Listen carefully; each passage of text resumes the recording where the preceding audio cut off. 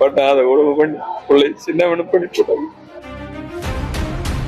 அவ சொல்றதெல்லாம் கேட்டா கண்ணுல ரத்தம் வந்துருக்கு. அவ்வளவு உடல் ரீதியான கொடுமை, பண ரீதியான கொடுமை, மன ரீதியான கொடுமை எல்லாம் பண்ணிருக்கிறாங்க.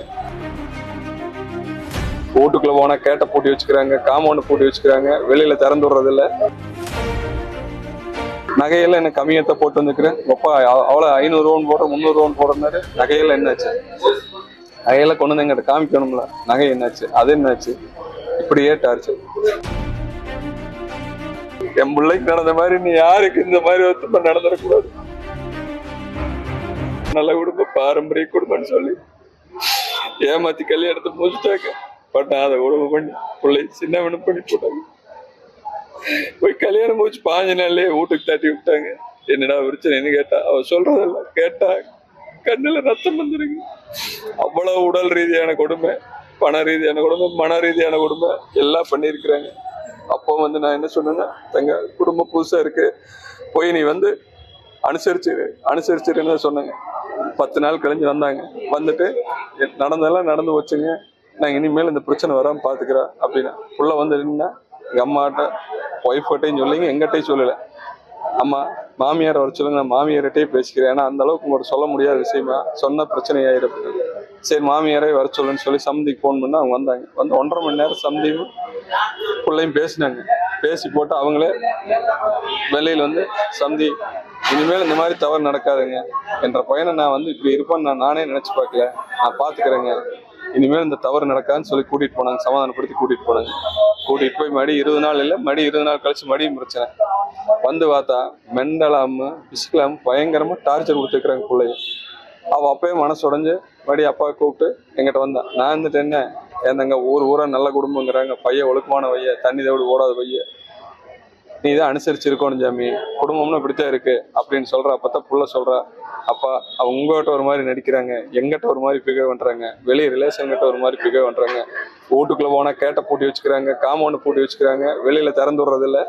ஏன்னு கேட்டா உன்ற சேஃப்டிக்கு தாங்கிறாங்க.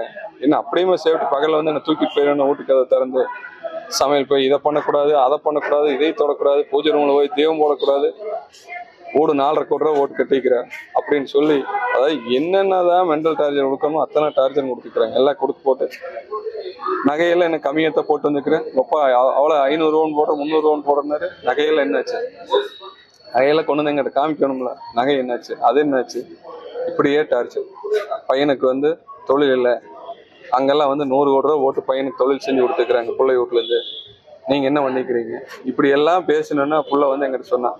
அப்ப நான் என்னன்ட்டு, தங்க போக வேண்டாம், இங்கே ஏறு, என்னவா இருந்தாலும் பாத்துக்கலாம் அப்படின்னு சொல்லிட்டு பார்த்தா என்னென்னமோ கொடுமை நடந்திருக்குதுங்க. எல்லாம் வாய்ஸ் ரெக்கார்டா போட்ட புள்ள உசரம் வச்சுட்டேன்.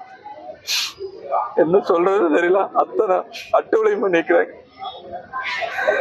என் பிள்ளைக்கு நடந்த மாதிரி நீ யாருக்கு இந்த மாதிரி ஒத்துமை நடந்துடக்கூடாது. நீங்க என்ன பண்ணீங்கன்னு எனக்கு தெரியல. நீதி கிடைக்கும். கூட சித்தப்பாங்க கல்யாணமாகி இன்னைக்கு ஒரு 55 நாள் ஆகுது. இந்த அளவு குடும்பம் இருப்பாங்கன்னு எங்களுக்கு தெரியாதுங்க. நேற்று வரைக்கும் எங்களுக்கு ஏதோ உள்ள தப்பு பண்ணிட்டா தெரியாம ஏதோ நடந்துருச்சுன்னு நினைச்சிட்டு இருந்தாங்க. இப்போ ஆடியோ விசாரணை தெரிஞ்சதுக்கு அப்புறம் தான் எங்களுக்கு தெரியுதுங்க இந்த அளவு குடும்பம் பண்ணிக்கிறாங்க. அவன் நேற்று மத்தியானம் 12 மணிக்கு வாய்ஸ் மெசேஜ் எங்க அண்ணனுக்கு அனுப்பிச்சிருக்கிறாங்க. அதை நாங்கள் நேற்று அந்த அறிவியலில் பார்க்கலைங்க. நேற்று நைட்டு 12 மணிக்கு அது பார்த்துங்க, எடுத்து தெரியுதுங்க. ரொம்ப குடும்பம் பண்ணி சித்திரவதை பண்ணிக்கிறாங்க பிள்ளைய. இப்போ ஆடியோ விசாரணை நடந்துட்டு இருக்குதுங்க. எங்களுக்கு இது நீதி கிடைக்கணும். அவங்க சட்டத்தின் முன்னே அவங்க 3 பேர்த்தையும் நிறுத்தணுங்க.